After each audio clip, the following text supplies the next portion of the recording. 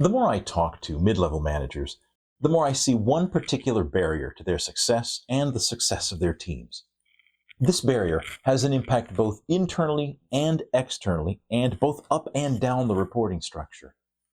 Frequently, I'm helping my clients to discover how they are both impacted by and contributing to the tyranny of accidental artificial urgency.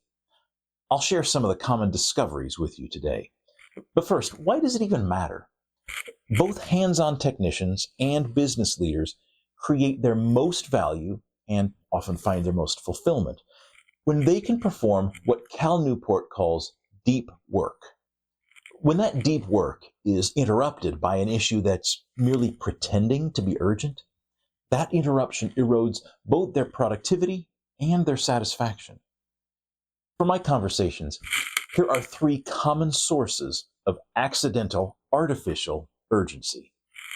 One is using synchronous channels for non-urgent communication. When you call someone's phone at an unscheduled time, when you pop your head into their office and say, "Hey, you got a minute?" You're using a synchronous channel, but one that expects the other person to give you their attention right now at your convenience.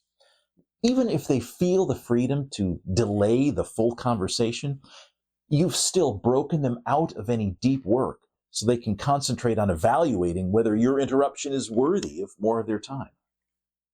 A second is using asynchronous channels for urgent communication. When you pose a question via email or as a comment in an online ticketing system, you're using an asynchronous channel.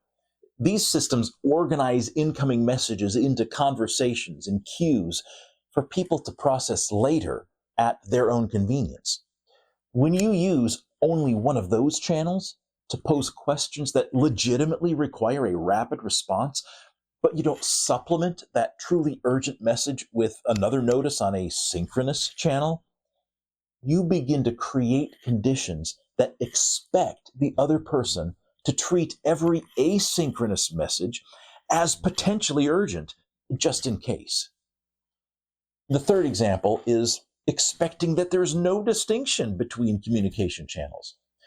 When you treat all communication channels as equally valid for all kinds of messages, you hurt productivity in two ways.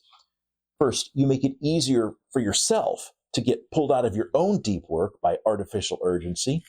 And second, you place an unnecessary expectation for the recipients of your communication to interrupt their deep work to evaluate urgency. Like each of my clients, you'll need to find your own schedule for processing your asynchronous communication and then set expectations with the people who typically contact you.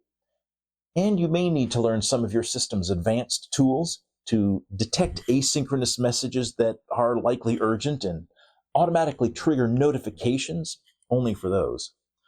But the better that you can distinguish urgent and non-urgent requests and send them on appropriate channels, the more you will allow yourself and your broader team to be productive and fulfilled at work.